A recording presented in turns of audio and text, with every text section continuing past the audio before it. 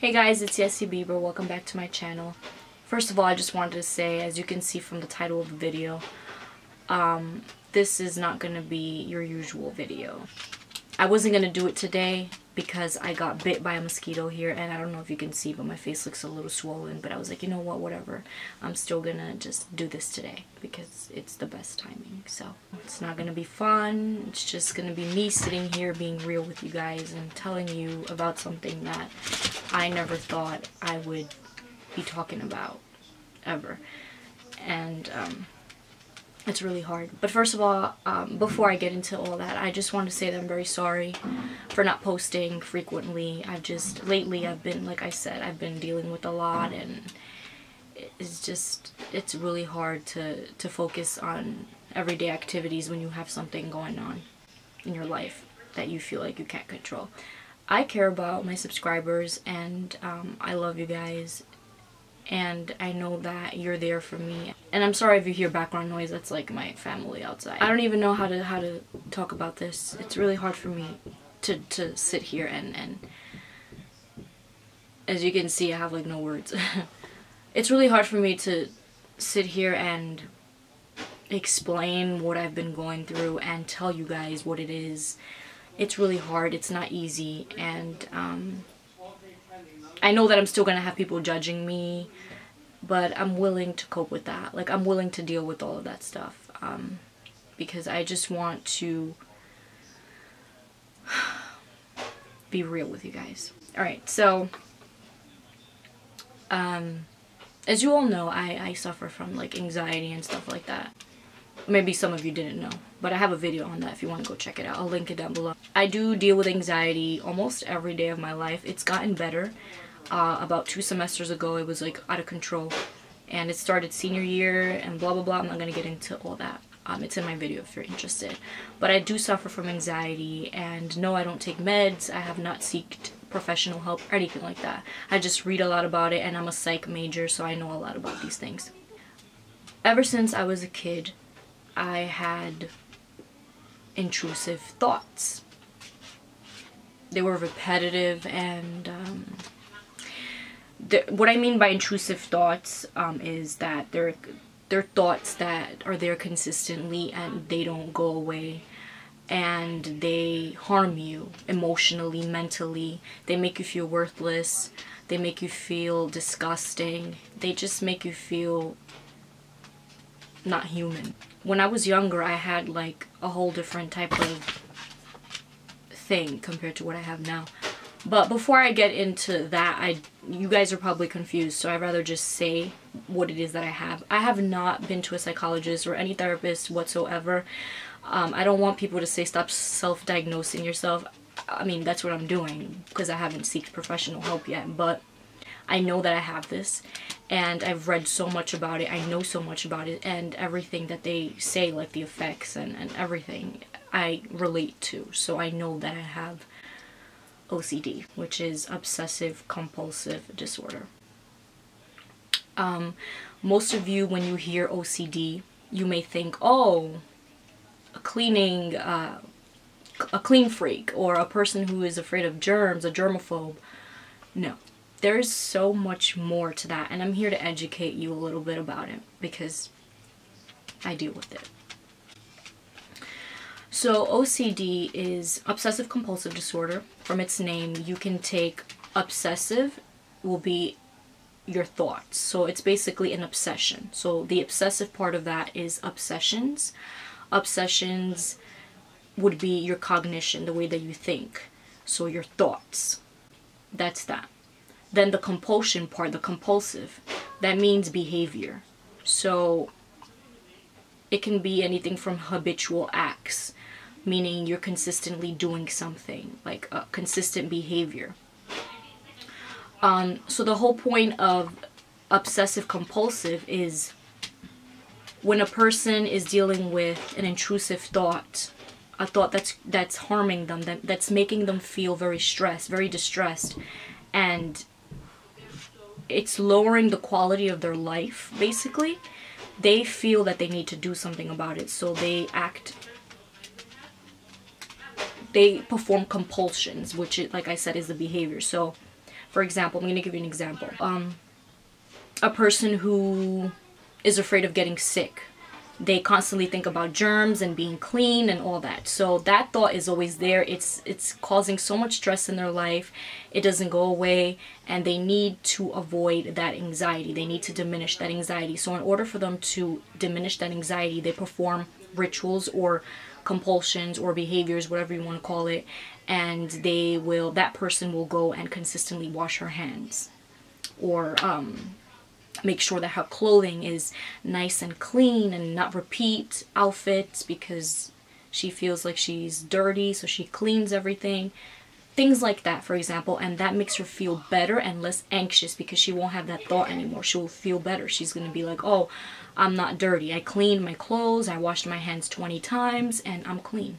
So that would be an example. But like I said, not everything in obsessive compulsion disorder has to involve cleaning or germs or anything like that, or even having things like in an organized pattern or whatever. There's just so much more to that, and that is why I'm educating you guys.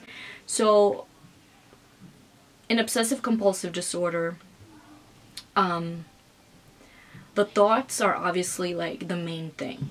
The thoughts are what is causing the distress. And for me, I'm currently having obsessions. I'm not having the compulsion part. So when I have my negative thoughts, I don't feel the need to do anything. What I used to do was just suppress everything, which means make believe that the thoughts weren't there. I would just ignore everything. So it never really bothered me, but in the back of my mind, I knew unconsciously that, well, I don't want to say unconsciously because, again, I was suppressing my thoughts.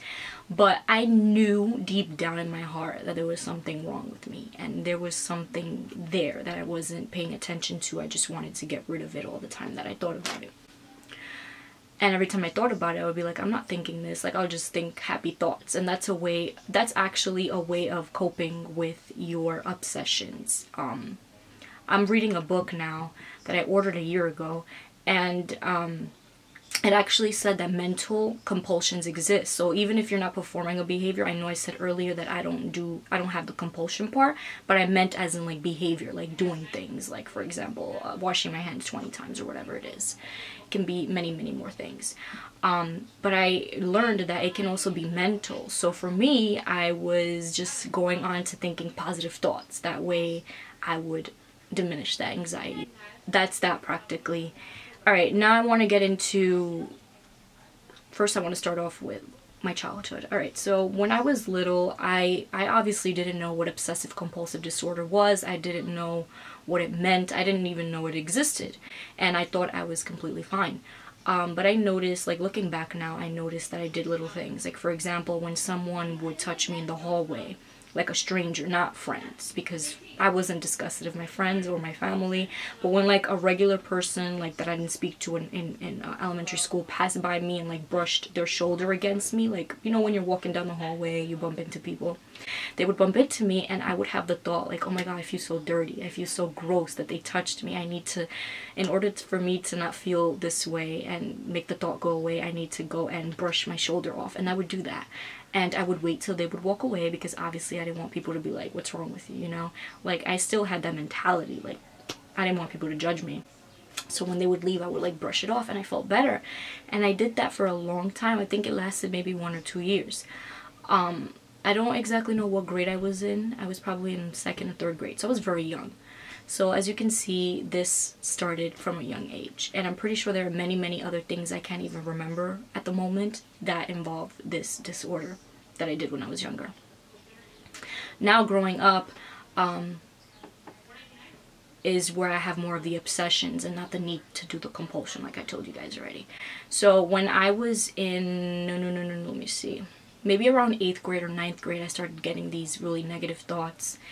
And when I say negative thoughts, I mean negative thoughts. Like, I don't just mean like, oh, I'm gonna fail a test. Like, that's a normal thought that shouldn't harm you. Like, yeah, you shouldn't be thinking you're gonna fail a test because you want to be optimistic. But when I say negative thoughts, I mean they bother me and they bother me because I know that I don't want them to be true. I don't want them to ever come true, or it's not me, basically. So I started noticing that I had these intrusive thoughts around 8th or 9th grade, but I never did anything about it. Like I said, I suppressed everything and I made believe that there was nothing there. So I was normal, I was fine, and I would go on with my day and not feel like shit.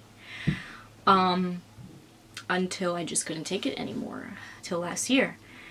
The thoughts would go away, they would come back, they would go away, and then for a long period of time they stuck around and I just couldn't deal with it anymore. Like, I would find myself trying to sleep at night and these thoughts would come to me out of nowhere, and it made me feel guilty and disgusting and ashamed, and I couldn't take it anymore. I practiced in my head like a million times how I was going to tell my parents that I had this, and let me tell you guys, when I say that this is one of the most uncomfortable situations, or the worst thing I've done, or the scariest thing I've ever encountered, I mean it. Telling my mom that I had OCD, that I have. My mom told my dad about it eventually, well, the next day, or the same night. It was a late night when I told my mom.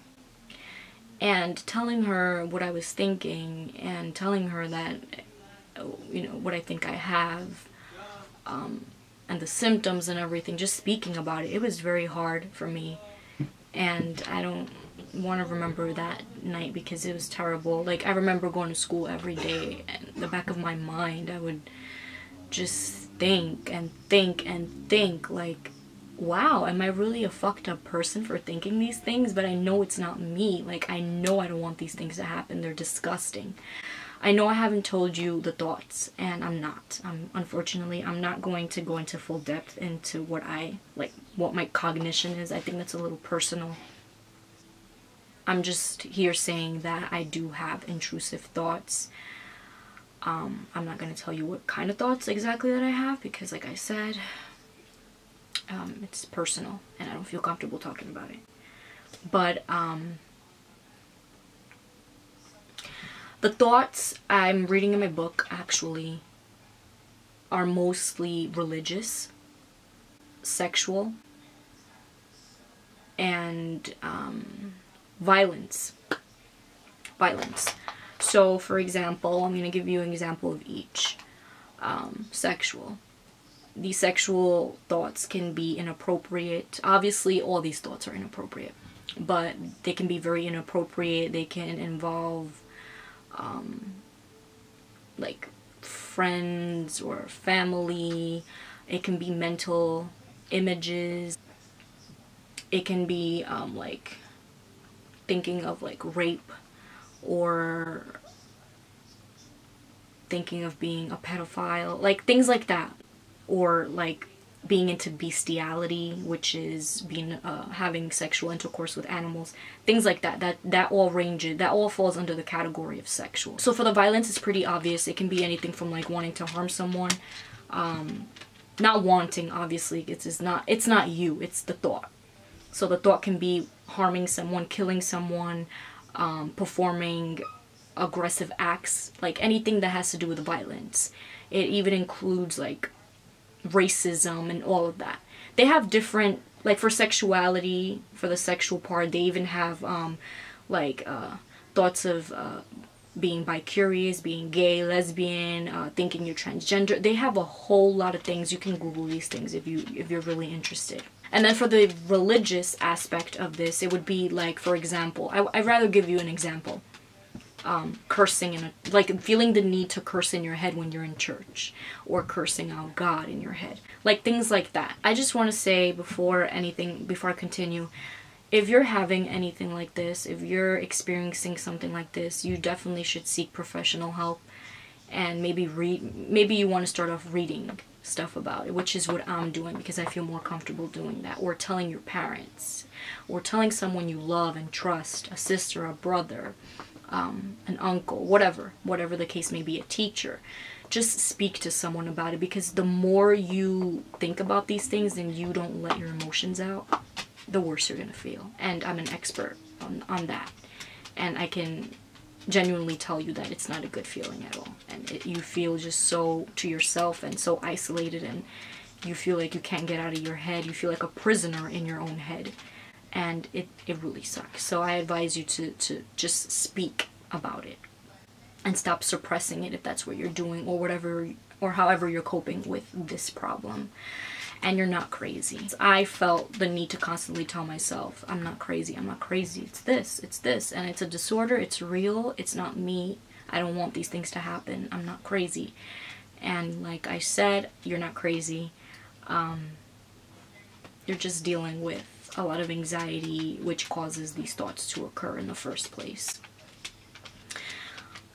OCD doesn't really have a cure, or doesn't even have a reason for being. Like, there hasn't been any study to tell us why this even exists. In my view, I believe that it's genetic, but that's what I think personally. But it can be all sorts of things. It can be environmental reasons. It can be biological reasons, which I also think is a great part of it. Like, I read somewhere that it said it's like overactive neurons and all that crap. So yeah.